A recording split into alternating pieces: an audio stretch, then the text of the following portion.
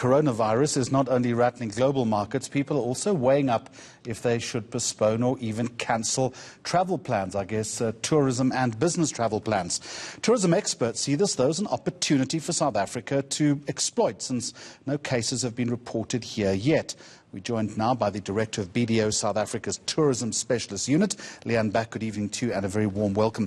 Before we quickly talk about potential as far as South Africa is concerned, globally as far as the tourism sector is concerned, what impact is this having? It's significant. And we don't know the actual numbers yet. It's too early to tell. We can be very grateful in South Africa that we're not reliant on the Chinese market. If you think about countries like Australia, they've been hurt badly. There's a huge chunk of their tourism market is from China and from the eastern countries, so they're impacted significantly.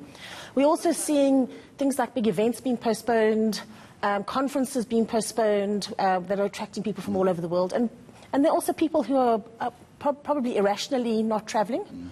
But as an industry, we have to be, health comes ahead of tourism. Indeed, and it's a long-term issue as well, because whichever way this ends, behaviour is inevitably going to change as far as tourism is concerned. There's not a quick fix here.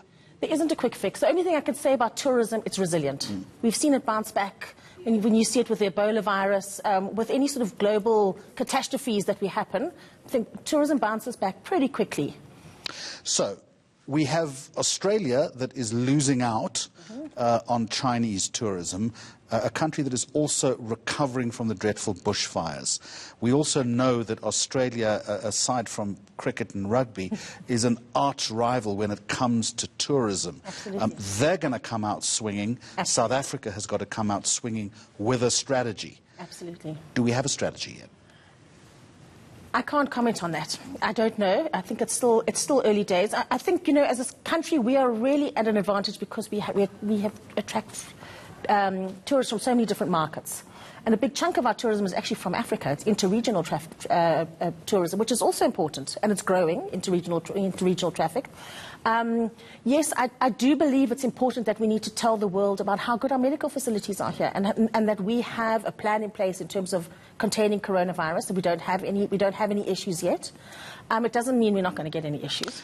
But fair point. I mean, one is that it's risky to say that because we don't know. The second point is you cannot be seen to be expediently exploiting the coronavirus for tourism potential. That's just unfathomable. No, but it is totally acceptable to tell the world that we are perfectly equipped to handle this, that our airports are equipped to handle this, that we have a plan in place, and that we're not a third world country when it comes to our medical facilities. So we can take advantage of this in whichever way the tone is, but we're always bedeviled by issues like crime and Eskom.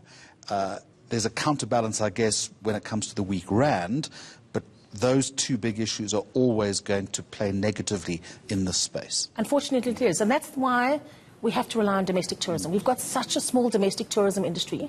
And it's a huge area for growth. I mean, when we've got close to 60 million people in this country, we have 18 million domestic trips on an annual basis. And so there's a massive opportunity to grow domestic tourism. Fair point. These are 60 million people, though many of whom simply don't have disposable income. Well, I agree with you, but there are many that do have disposable income, and they're not used to travelling. They don't know about travelling, and we don't have the sufficient product and experiences to cater for the bulk of our market. We have to be honest with ourselves. A lot of our tourism product in this country was developed for one portion of the population, and it caters for those needs. And we haven't capitalized on this properly. But we've had 25 years to get this right. You would think so. Hey? What's the problem? I suppose that there hasn't been an impetus because it's not necessarily a big money spinner. It's more it's about volume tourism as opposed to niched upper-scale tourism. We're used to and we know how to cater to high-end foreign tourists.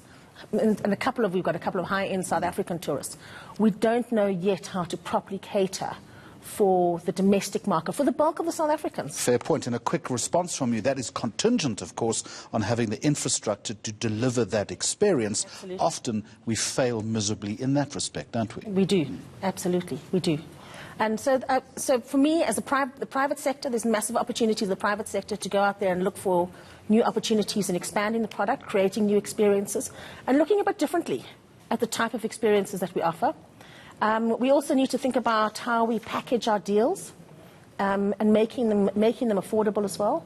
We need to educate our South African population. There's a big component about educating. Not beyond our icons, our tourism icons. There's a lot that we've got to offer. Sounds to me like there's a lot of work to be done, but as you say, with the coronavirus, possibly there is a little bit of opportunity to exploit. The director of BDO, South Africa's tourism specialist unit, Leanne Back, thank you very much.